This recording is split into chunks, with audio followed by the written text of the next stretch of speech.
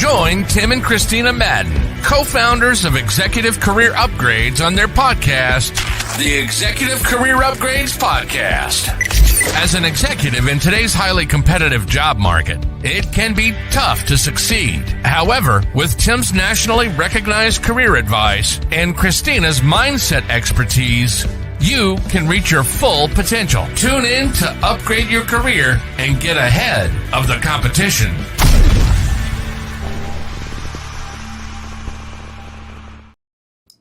We live. Hello.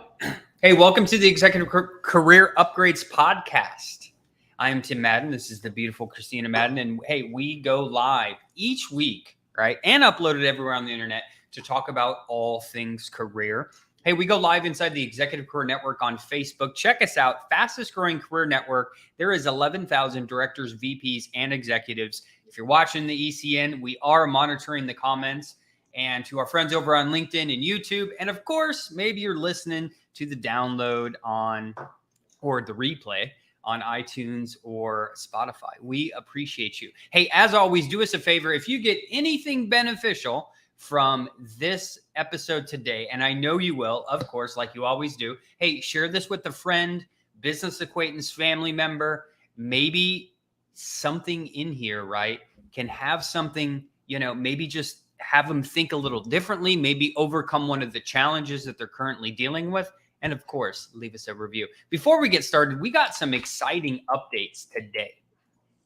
The first exciting update, guys, we have our podcast room almost done. So the podcast table has been delivered. Casey, thank you for volunteering to help me. So we are going to start setting up that. And our amazing executive assistant, who probably just already sent us 1,000 hearts because she listened. She's a diehard fan, is literally sitting in the other room, picking our amazing art pieces, measuring everything, listening to all my crazy demands. I have to shout her out. Miss Megan Willard. She's incredible. She's helping us out too. Woohoo, go Megan. Hey, congrats to everyone in the ECU program who got offers this week. I know we still have lots pending, but a special shout out to Mike, who got over 100K increase and just an astronomical amount of stock. So, hey, wish everyone, hey, if you got a new job this week, we absolutely wish you the best of luck. If you haven't got a new job yet, hey, head on over to Amazon to get a copy of my book, Discipline Equals Dream Job, which is now an Amazon bestseller. So you should absolutely pick up that book. Wait. Have we told everybody about? We haven't. I was going to have you tell them. That's the last thing. Take it away. My goodness. Well, Tim always keeps this fancy outline for the conversation that I don't even look at. So if you guys ever think what's Kristina talking? I'm more of a free flow kind of a gal. So I did not know that this was his next bullet point. But guys, if you haven't heard, ECU made the Inc. 5000 list. And even more exciting than that, I guess we get some bragging rights here. Number 512 is the ranking on that as fastest growing companies in America. So listen, this would not be, at all possible without our incredible team of coaches, our sales folks, our marketing team, who you're probably getting really fancy emails from all about this amazing announcement, and also our clients, the people who have trusted us with their investments, over the past 3 years that have allowed for us to just really grow and expand, as business owners and coaches and mentors. Oh my gosh, the things that have come together in this community is mind blowing. So if you haven't heard, that's what's going on. And thank you to everybody. It's super exciting and emotional. Well, and before we get started, we're going to the Inc. 5000 Gala event in San Antonio at the end of October, beginning of November. So me and Kristina get all dressed up, black tie event, and put a bow tie on. So that'll be a lot of fun too. Hey, as always. We don't get to go to the military ball anymore now that Tim is making his exit out of the military. So I'm like, when am I going to put on a fancy gown? And wouldn't you know, I get to do it at a fancy gala this November. Yeah, man, we have got a lot of updates. So, hey, we will briefly go over this. But, hey, last Thursday was the last official day that I will ever be in the military. So after 23 years in the U.S. Army, retired as a field artillery military officer. and it was freaking great. And I'm ready for the next journey of my life. So if you're a veteran and you served, hey, I appreciate your service as well. As always, let's get started. Hey, if you need help in your career, all right, go on over to execupgrades.com/podcast, schedule a free consultation with our team only if you're dealing with what we're talking about in episode 95, which is how to navigate these job search challenges with an executive mindset. So Kristina, I'll start us off, right? When you're navigating some of these job search challenges, right, you have to have a mind that you have while you're at work, and I'll explain throughout this episode. But it requires a strategic and proactive approach. As an executive, director, VP, corporate leader, right, you possess like a unique set of skills and experiences that can be leveraged to overcome these obstacles and achieve your career goals. But let's talk about that for a second. It's kind of weird. I don't know why people do this, but think about an executive, right? Think about a corporate leader. Okay. Do they typically plan stuff? Hopefully they do. Do they have a goal this year? Hopefully, regardless of the level, they have some type of goal for their team or their company, right? What about, do they typically develop a plan to reach that goal? I would think typically, right? Do they maybe plan for some setbacks that they're going to have likely throughout the planning process or executing the plan? So think about this, right? These are things you deal with on a daily basis, plus more. When you're in a job search, it's the exact same thing. But what we see all the time is people fail to plan.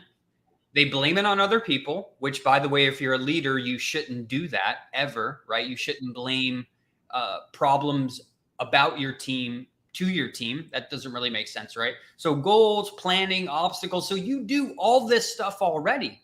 Why is it such, Kristina, and I know we got a lot of different stuff to talk about.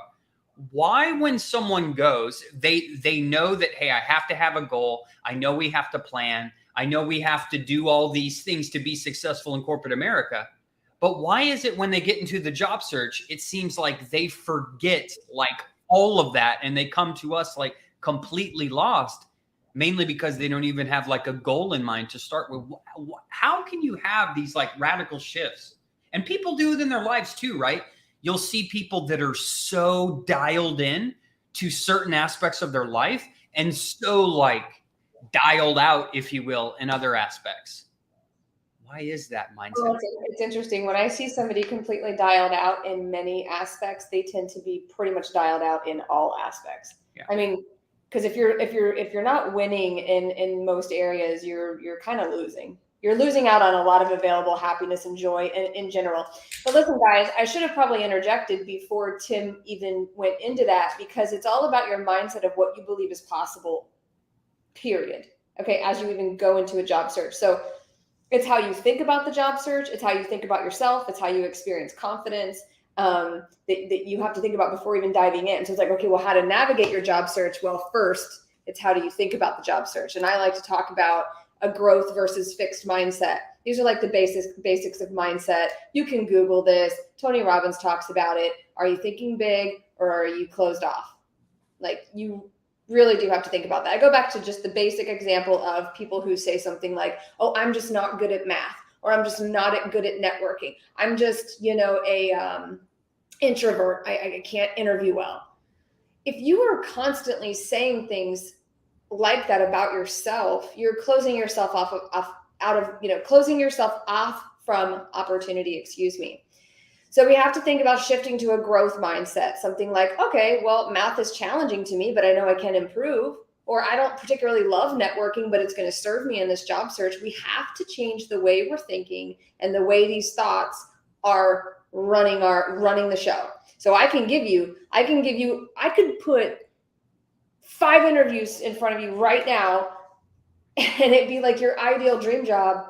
And if you don't have these thoughts in check, and if you're not thinking about who you are as a person and how you experience your way of thinking, it's very slim chance that you're going to show up ready and able and willing to have that interview. I mean, I'm glad you said that too, Kristina, because here's what happens. Everyone always kind of says this too, right? Oh, just get me in the interview. I'll be fine on the interview, right? Like I'll absolutely, hey, I'll be fine. I'll convert it into an offer. But the reality is, those are people that never practice. Mm-hmm. And interviewing is a skill. It's like its own skill, right? Just because you're good at sales, good at communication, does not necessarily mean that you're good at interviewing. So what are some things that can get you to shift that mindset? Are habits. We talk about these all the time. So your daily habits. And I think there's this common misconception that people that are landing these dream jobs or people that are in the dream roles that you want, that they've never thought about quitting, that they've never been in a very difficult job search before, that they've never, bombed 5 interviews. You think all these things about successful people, but it's really quite the opposite. They've experienced all that stuff. They have people counting on them. They want to quit. They struggle with the same thoughts, but what pulls them through that? What allows them to move through that and still take action toward the goal? Well, some of it's just making a choice, making a decision that quitting's not an option. If quitting's an option for you, you might as well click off this podcast and go eat some lunch and watch Netflix. Like, quitting is not an option. I'm just kidding. Don't leave the podcast. So, if you're not at the point yet that you have hundreds of employees counting on you, or you don't have your family counting on you right now, quitting might seem like a decent option. And some of this is what I'm going to talk about with our clients here in a little bit. So what we're talking about today, right, is how do you overcome these challenges? So with having that strong executive mindset, right? Again, you just have to go back to what you do in your daily work, right? If you are an executive director, corporate leader, okay, what are things that we do to ensure that we are moving our business unit forward? Again, we're having a goal. We are planning. We are becoming aware of obstacles and we are pushing through them. You do this every day already. So why don't you just apply the same principles which actually led you to be successful in your current position anyway? But here's what happens. And these are the challenges with all of our clients that they eventually have to overcome. So I'm going to go through them with you. The first one is, what do I do next? Oh my God, oh my God, oh my God. What do I do next? Do I stay in the same domain? I've been in software. Do I go over to here? Do I go over? Oh my, there's so many decisions, right? Now, with this being said, people typically, one of the big fears is different domains. It's, hey, I've been a sales leader at IBM, but I don't want to do any more tech sales. I want to do something totally different. Hey, I've been in marketing, in manufacturing places. That's what I've marketed. And they don't think that they can ever do anything different. Ever. And they get just stuck in like, oh, I have to do this for the rest of my life. So the first misconception I want to share with you, where most of our clients struggle, is they think they can only work in what they've done their whole career, meaning whatever industry you were been in. That's absolutely incorrect. If you are a technology professional, a finance professional, sales, ops, anything, your job in a different domain is extremely similar. Think about sales. If you're a successful sales leader, just because you've sold software, what's the difference in anything else? It's just the product, right? What's the difference of if you're a product manager, right? And you did a go-to-market strategy for this company. What's really the difference of doing it for another company? So basically what I'm getting at, you have to know that the principles of what you do are directly relatable to other industries. And our clients never think so until it finally happens. So the first thing is this, like, you don't realize how big the world is, right? Have you ever searched, like, do you know there's over 5,000 companies in America that do over $100 million of revenue that you've never even heard of? The world is big, right? And companies need your talent. But you have to have the confidence that, hey, I've done this here, but I can absolutely do what's needed to me over there. The next one, and I don't know why this is such a big one, of the resume. Man, how many hours Tim Madden and Kristina Madden have talked about resumes, right? Well, this recruiter said this HR manager said this, my friend said this, my brother said this, I uploaded it to Monster after you did it, and Monster said this, and ZipRecruiter said that, right? You're going to get that. If you have the most perfectly, I have a friend who like won an award 2 years ago for being like the best resume writer like in America, right? I look at her resumes and I'm like, hey, I'd probably change a couple things. So number 2, do not get stuck on your resume. Most of the time, people only look at it for 6 seconds anyway. So just move past it and know that nearly everyone you talk to is going to attack it. The recruiter's going to attack it. Your HR manager, you're going to feel like you're defending yourself unless you have different tactics and strategies. So just know, if you've had your resume professionally done, if it highlights your accomplishments and achievements, if I'm a marketing professional and I have my accomplishments and achievements and like what I've done and the quantifiable things I've done throughout my career, your resume is good enough. Okay. So don't worry about your resume. I've seen people revise resumes for 90 days. How bad does that set you back in finding a new role? Why do people get stuck on that, Kristina? Why are people stuck on like perfect into like oblivion of them to where they want to get it so perfect that they never really get anywhere? Well, one of the things you commented on also was people that are pivoting, industries and roles. We used to have some data on this. You would know better than I at this point because you are Mr. Data Collector. But the people that are making big pivots, they still get their job offer. It just takes the longest amount of time. And it goes back to, again, lack of belief, lack of, confidence, and a lot of fear. So I know for sure when I go to start something I've never done before, I get really held up on that's why I don't have my personal podcast launched yet, because I'm held up on like a title. It just hit me, by the way, guys, I've got my title.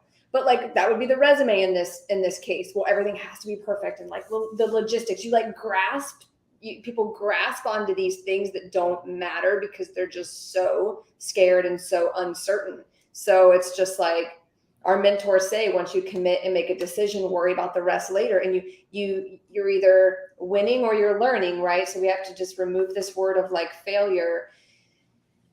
Get the foundational stuff done, even if it's just like the skeleton of a resume, like just the bare bones of a resume, to get something on paper. And you can make these fine-tune adjustments later. Not only are people wasting a tremendous amount of time on resumes, but talk about having like many resumes. Okay. Yeah. So guys, I mean, again, when Tim says that this is what I giggle because we've been doing this for a long time now, but we actually do take this very seriously.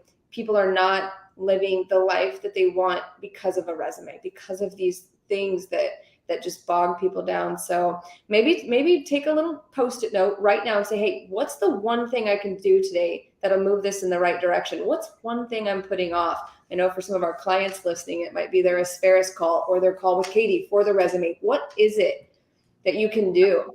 Because the title of the podcast is how to navigate the job search. But if you're not in the job search, what are you navigating? Like, you have to be moving toward the target in some way to have your eyes on this stuff. The other reason, and then I'll get to the question, is this. If you're going on an interview, right, you realize almost no one prepares for an interview, right? Or what do? They go to the website, they look at the job description. Okay, I'm good to go, right? They don't really have a plan. Think about this, because we're saying how to navigate it with an executive mindset. Say you're in corporate America. In 2 weeks, you have to deliver a presentation to the CEO. Are you going to prepare for that? Right? How long are you going to prepare? Are you going to help? Right? Like, are you going to plan? Are you going to make sure your presentation's done? Are you going to practice your presentation? I would hope so if you take pride in your job, right? So why don't we do it for interviews? Why do people prepare for like 3 minutes? Why don't they sit down and map out, hey, what are some things I need to cover? What are some questions I have to ask? Hey, I got the job description, but I need to ask them what they're really looking for. How do I ask them for their challenges? All these things. It's crazy that most people don't prepare for interviews, even important ones. So use the same mindset you have at your work when you have to plan stuff so it's done by a certain amount of time. In this, giving a presentation to the CEO, right? Make sure you give yourself enough time to plan, and then make sure you plan. And I'm sure many of you have an idea of what this version of yourself looks like, or you have an idea of what an executive does. I was just at 10X Ladies, and Elena was talking about Natalie Dawson, which she's the president of Cardone Ventures and the president of 10X Health Systems, obviously a very high-ranking position. And Elena's always asking her, even on a daily basis now, what does a president do? How does a president feel? How does a president act? What are they doing? And so if you don't have a vision of what that is, whatever the role is, and SVP of whatever, think about the version of yourself that you want to be, or think about someone who's achieved what you want to achieve in your professional life, or a mentor in your space that you can actually trust and model and mimic what they do. How are they thinking? What are they doing every day? And essentially you're either moving toward that or you're destroying that. So, and you're moving in one direction. You're growing or you're falling behind. So what is it right now? Yeah, I really loved hearing that before, like, model the person you want to become. It really helps yourself. So think about this. Say you're trying to move up the corporate ladder and get another bigger boy or bigger girl job with more responsibility and more income, right? Imagine you're already at that level. Imagine that person is looking back on you now, right? What do you think that person at that higher level is doing each day? Do you think they're taking care of themselves? Do you think they're trying to strengthen their mind, strengthen their communication, all of these things? Absolutely. Do you think someone at that level, like if they need help with something, they're finding someone who can help them and not waiting like months or years, right? This executive, So start thinking like, what would a successful person do who's already in this role? Would they worry about their resume for 90 days to make sure it's perfect, right? Would they prepare for interviews? Would they develop a plan? Would they have some goals in mind? Hopefully. Okay. And with that, one of the questions we got, Kristina, was, hey, maybe those people are revising their resumes because they're getting no responses from the ATSs, right? Here's the problem, right? These ATS systems, they're all different, right? They are all different, all have always changing. And I'll tell you, regardless of the ATS, I have been a recruiter and trained a lot of them. Here is what happens when you apply for a job. It's posted on LinkedIn or Indeed. It's open to remote because it's 2023 and it pays whatever. Hundreds or thousands of people is applying for that job because remember, America's big. And if you're going after these director, VP, and executive roles, guess what else? You might be competing with Europe, South America, or Canada as well, right? So things to take into consideration that thousands of people are going to apply and there is one recruiter. And I've trained them. Here's what they do. Whenever they get a chance to work on the one of many positions, they're looking at the last 10 people who applied, they're calling them, and everyone else is getting, hey, sorry, we found someone more qualified. That is why it's so difficult to get a job at, six figures or multiple six figures of the resume. So I could see why that would mean revise it 1,000 times and until it works. But the reality is it's really pure luck. And anyone who says the ATS is like the godly thing and this resume is going to get you 1 million interviews, no, it won't. Because it doesn't really have anything to do with the ATS. It has to do with the company's hiring strategies. And typically it's one recruiter working on, many positions. So with this being said, here's what you can do, right?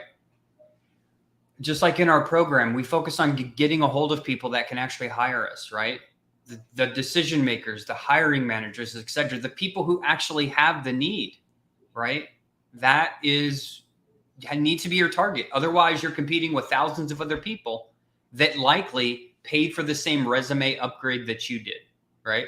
Think about it. If 5,000 people all had their resume updated by a professional, right? Well, who do you know who to pick now, right? This is a hard pill to swallow for a lot of people. And even now a lot of you will probably close out the podcast and be like, I'm going back to the job boards. They don't know what they're talking about. That's crazy, right? But everybody at this level, director, VP, and executive, everybody looks good on paper. You have to remember that too. You have to remember everyone looks qualified on paper at this level.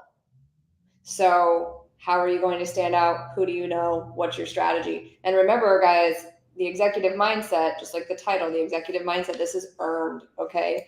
The executive mindset is earned by learning, growing, making mistakes, and not giving up. So, and think about this, leveraging your network. Oh, I don't want to bug people, Kristina. I don't want to ask my network. I don't want to do this. Think about in business. Hey, if one of your friends who you used to work with can help you, maybe be a vendor or something, you're not going to call them. Oh, I don't want to talk to Tim. I don't want to give Tim my business. What kind of crazy stuff is that? Why don't you have it? That's why you have a network, right? To support you and you support them, right?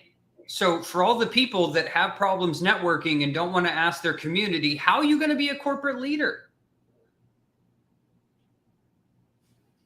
Right? That's one of the biggest mistakes people. And the same thing with money. No one wants to talk about money, but everyone wants more of it, right?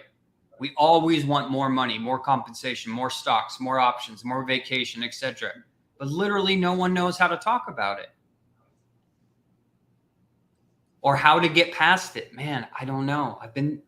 Right? All these thoughts in our head. Do not let these hold you back. If you're already at this level, you've already had to set goals. You've had to plan. You've had to reevaluate your plan. You have had to do all of these things that you're going to have to do in a job search. So it is literally not different at all. Any closing comments, Kristina? No, we covered it all.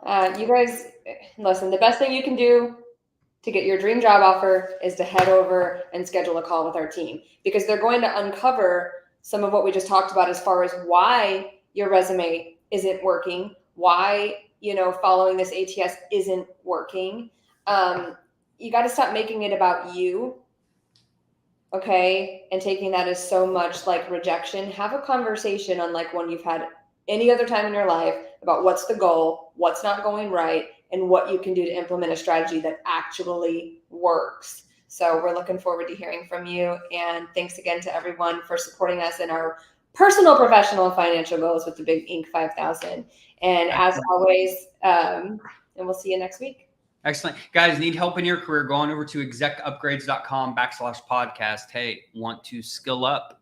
Go to Amazon, get Discipline Equals Dream Job, my new Amazon bestseller. And lastly, hey, again, to echo what Kristina said, thank you so much for all the love and support in helping Executive Career Upgrades become one of the fastest growing companies in America. To our team, we appreciate you. Until next week, have a great day, everyone.